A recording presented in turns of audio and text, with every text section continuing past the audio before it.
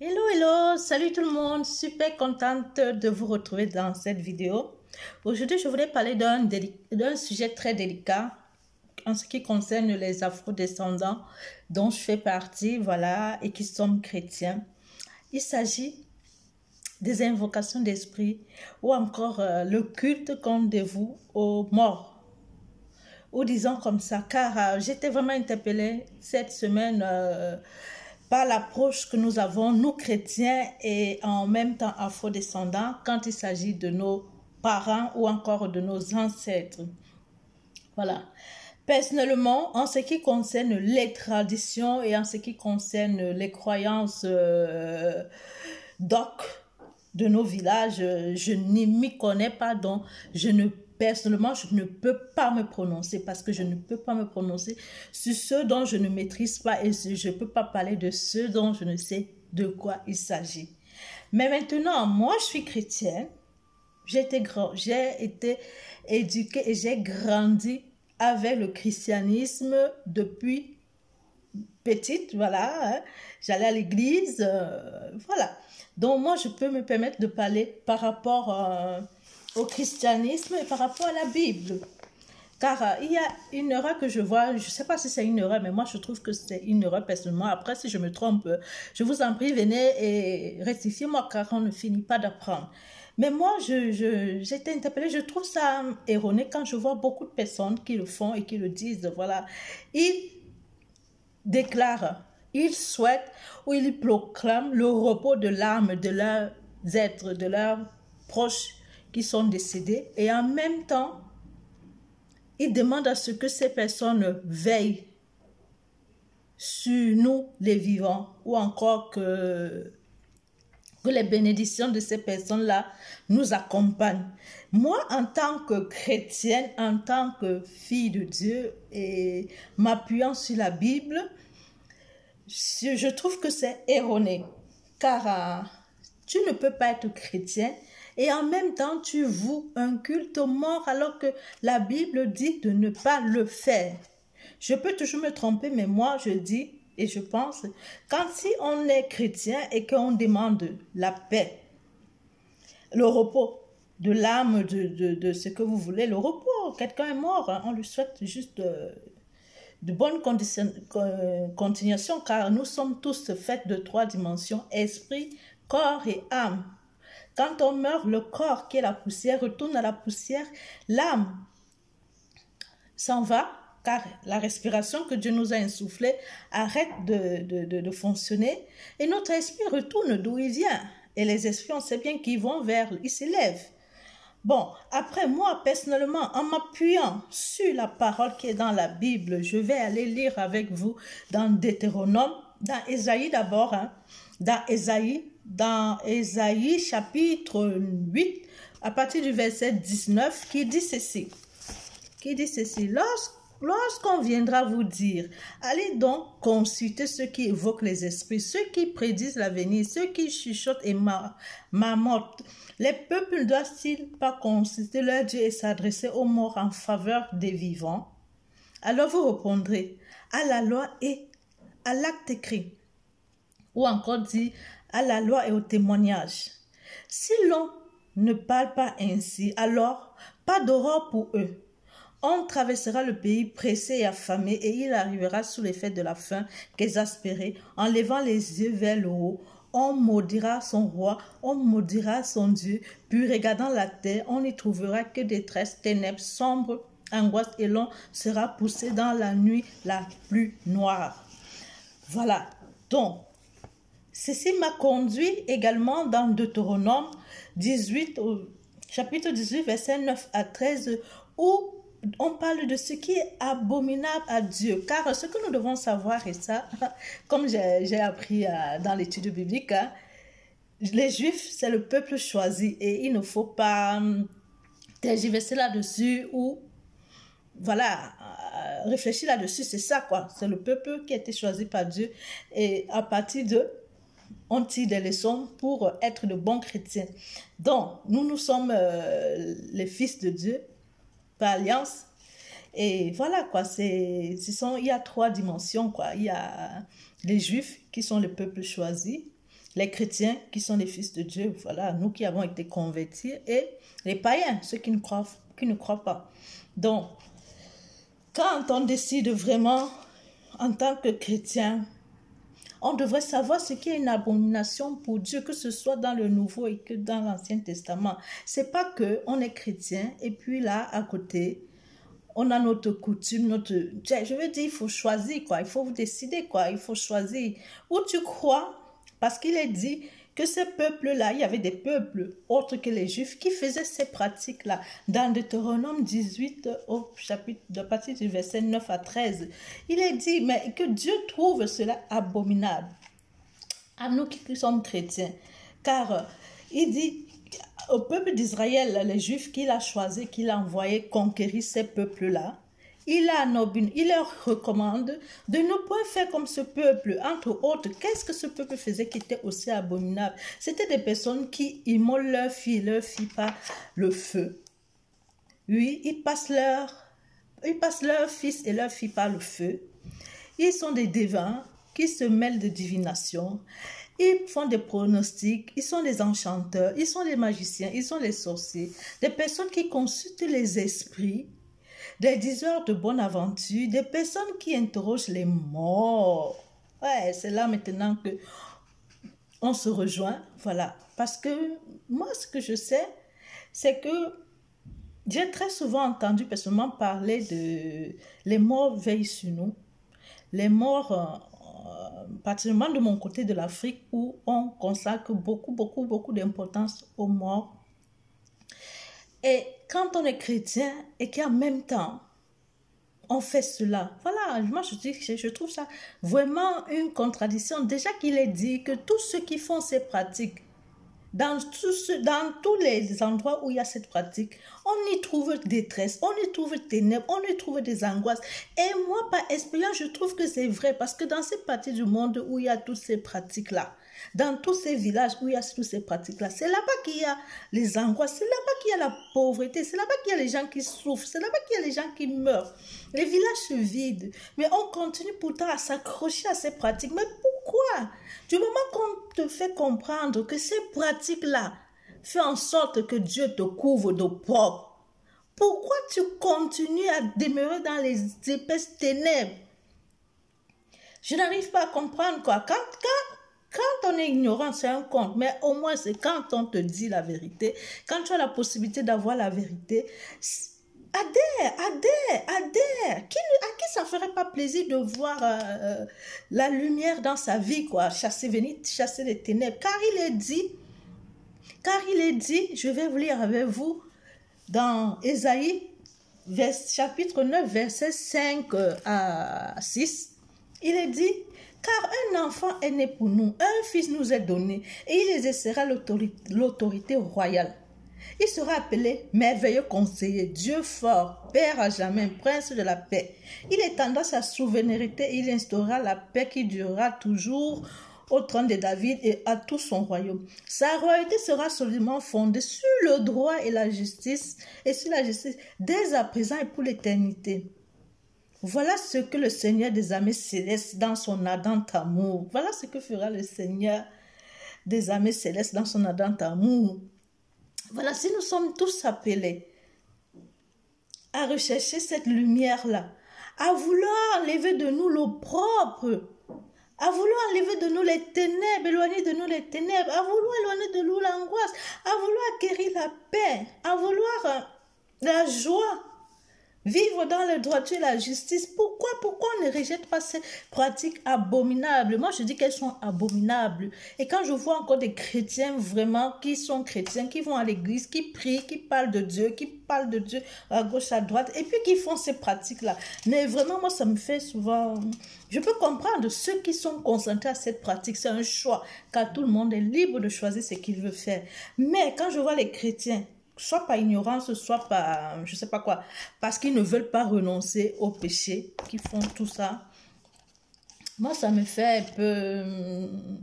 Je suis désolée, quoi, mais vraiment, ça me perturbe vraiment. Et du moment que nous tous, nous le savons bien, nous sommes tous à la recherche de la paix. Nous sommes tous à la recherche de qui est la justice, la droiture. Mais pourquoi faisons-nous alors ces pratiques qui sont abominables aux yeux de Dieu? Et puis nous nous plaignons que Dieu ne nous écoute pas. Comment pourra-t-il nous écouter? Du moment qu'il nous a donné la loi, et là, nul n'est censé ignorer la loi, car c'est ça, c'est la vie qui fonctionne comme ça. Dans l'ignorance, si on respecte la loi, tout fonctionnera. Dans la conscience, si on respecte la loi, tout fonctionnera. C'est comme ça, c'est la loi, c'est ça qui régit le monde. Donc, vraiment, j'invite tout le monde, tous ceux qui veulent enlever le pauvre d'eux, tous ceux qui veulent vraiment sortir de Jéricho, sortir de l'Égypte, du désert. Voilà, Jéricho, c'est l'endroit où il y a la détresse, les angoisses. Par rapport à la lecture de la Bible, vous y retrouverez car il faut lire sa Bible.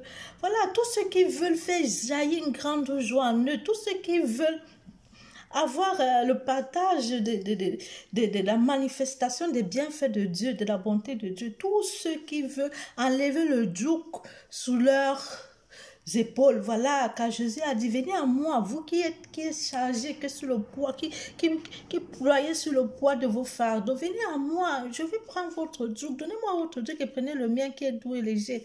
Je comprends pas, il y a les gens qui reçoivent les bâtons, c'est-à-dire les maladies, qui ont le bâton tous les jours dans le dos. Le dos représente les maladies qui souffrent. Revenez à Jésus, il y a la guérison, Jésus guérit. Ceux qui reçoivent le gourdin. Le gourdin, c'est les oppressions. Quand tu vois des personnes qui sont dans la colère, des personnes qui n'arrivent pas à se retrouver comme ça, là, venez, Jésus va vous guérir, va vous libérer, délivrer des oppressions, de ce gourdin-là qui pèse sur vous.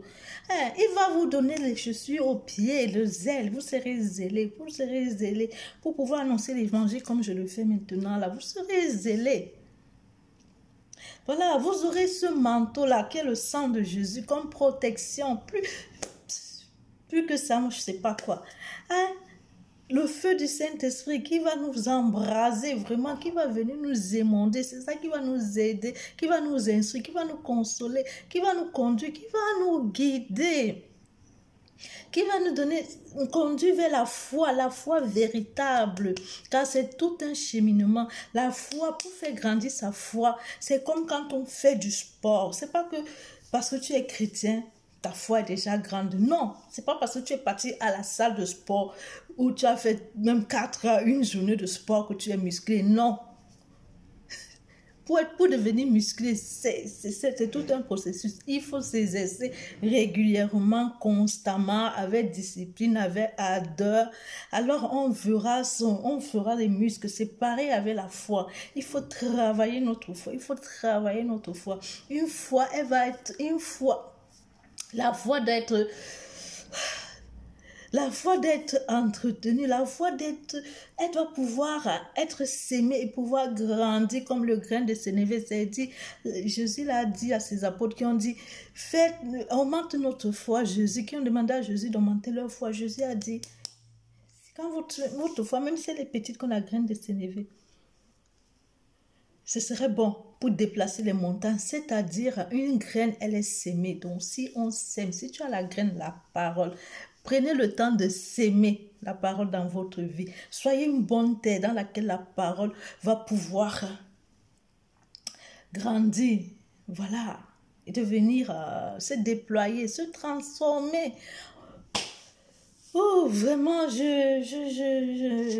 Osée a vraiment dit, hein, mon peuple meurt faute de connaissance, et Jésus vraiment est là, il est le merveilleux conseiller, l'admirable, il est le Dieu fort, le Dieu puissant, il est le Père à jamais, le prince de la paix, car il est la grâce. Jésus est la grâce. Jésus a dit, il est en même temps, la loi et les prophètes sont en Jésus. La loi et les prophètes sont en Jésus. C'est pour cela que Jésus nous dit, aime ton prochain comme toi-même. Il dit, comme premier commandement au-dessus de tout, tu dois aimer ton Dieu de tout ton corps, de toute ton âme, de tout ton esprit. S'il a parlé de toutes ces dimensions-là, ça veut dire qu'on doit connaître comment est-ce que j'aime Dieu de tout mon esprit. Comment est-ce que je fais pour aimer Dieu de tout mon corps. Comment est-ce que je fais pour aimer Dieu de toutes mes forces. Comment est-ce que je fais pour aimer Dieu de toute mon âme. Alors là, vous verrez que le Saint-Esprit verra vous guider. Il pourra, car Il est droit, il est juste. Tout ce qui n'est pas droit, tout ce qui n'est pas juste vous éloigne de Dieu. Vraiment, vraiment, vraiment, ce que je peux dire maintenant, c'est de savoir que Dieu nous a aimés le premier. Oui, il a envoyé son Fils. Un enfant nous a été donné. Un enfant nous est né. Et il faut qu'on en profite.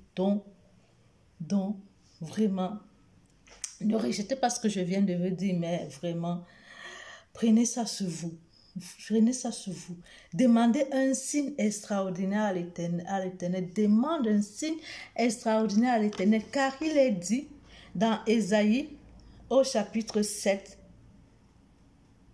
Demande pour toi un signe extraordinaire à l'Éternel ton Dieu. Ésaïe chapitre 7 verset 11. Demande pour toi un signe extraordinaire à l'Éternel ton Dieu, soit dans les régions d'en haut, soit dans les lieux élevés. Je répète parce que je crois que je me suis trompée. Demande pour toi un signe extraordinaire à l'Éternel ton Dieu, soit dans les régions d'en bas, soit dans les lieux élevés. Car il faut savoir que quand vous revenez à Dieu, quand on revient à Dieu, on a droit à une double part, une double portion. C'est pas moi qui le dis, c'est la Bible qui le dit. Quand on revient à Dieu, on a droit à une double part, une double portion. Allez lire le livre de Job et vous verrez. Double part, double portion. Voilà, vraiment, j'étais vraiment interpellée par ça, quoi. Chaque fois que je vois, veille sur nous, que nos morts, ce sont les chrétiens qui le disent, hein. Ce sont pas, tant qu'il s'agit des personnes qui sont dans leur tradition de divination, à la recherche des pratiques de divination, des présages, voilà, qui font la magie, c'est normal qu'ils vont chercher les esprits. Mais si toi tu es chrétien et puis tu te donnes encore à ce que les morts te protègent. Non, les morts sont morts. Laissons les morts se reposer. De mort, on ne loue pas le Seigneur. On loue le Seigneur quand on est vivant. Quand on a la parole, on a son âme. Et c'est ce qu'il demande. Gardez votre cœur plus que toute autre chose. Car c'est d'elle que découlent les sources de la vie. Voilà, vraiment, j'ai tellement de choses à dire. Mais vraiment, ne serait-ce que ça déjà, c'est bon de savoir que de comprendre que les cultes qu'on fait pour les morts, là, c'est des abominations pour Dieu. Donc, si vous faites des cultes aux morts et que vous voyez votre vie, vous êtes couvert d'eau propre, ça veut dire des choses pas bonnes du tout. Oui, ça veut dire que vous êtes dans les ténèbres. Ça veut dire que les ténèbres pèsent sur vous. Vous avez les jougs sur vous. Vous avez le bâton sur vous. Le gourdin, Dieu, c'est pas que quand tu es en abomination, oh Dieu, il te tue. Non, Dieu ne tue pas les personnes parce qu'ils sont méchants ou parce qu'ils ne respectent pas ses lois. Non, c'est juste que Satan te réclame quand tu lui appartiens. Et lui, on sait bien ce qu'il aime bien faire, maltraiter. C'est pas Dieu qui te donne les coups, c'est pas Dieu qui te met ce joug là sur toi. C'est pas Dieu qui t'enlève la joie. Non, c'est pas son devoir, c'est pas, non. Il y a quelqu'un là qui est disposé, il y a les esprits qui sont disposés, voilà, ils n'attendent que ça. Mais vraiment, je vous recommande, allez dans les profondeurs, lisez votre Bible, suppliez le Saint-Esprit, il va vous conduire, écoutez les enseignements. Il y en a tellement en ce moment que celui qui n'écoute pas les enseignements, vraiment, c'est juste que, je sais pas quoi dire, quoi. C'est juste qu'il ne veut pas, quoi. Parce qu'il ne suffit pas d'écouter. Il ne faut pas être des écouteurs oublieurs, comme quelqu'un qui se regarde dans un miroir. Après, dès qu'il s'est tourné, il s'est oublié. Non, quand tu te regardes dans le miroir, tu dois voir Christ. C'est-à-dire, quand tu écoutes la parole, il faut la garder, la parole, et la mettre en pratique. Quand on te dit, sois dans la joie, tu dois être dans la joie. Quand on te dit, aime ton prochain, tu dois aimer ton prochain. Quand on te dit, pardonne, tu dois pardonner. Il y a tellement de bonnes choses. Les gens veulent la paix, les gens veulent la joie, mais ils veulent d'abord que non, Dieu, viens me donner la paix. Non, Dieu nous a déjà donné la paix. Allons juste l'ambano, comme disait un pasteur. Allons l'ambano, cette paix. Allons l'ambano, ce qui est en nous. Il faut l'arracher, Il ne faut pas rester là que Dieu va. Dieu a déjà donné, c'est là. Va prendre, allez prendre. Voilà, je vais vous laisser et je vous dis à bientôt dans une prochaine vidéo. Ciao!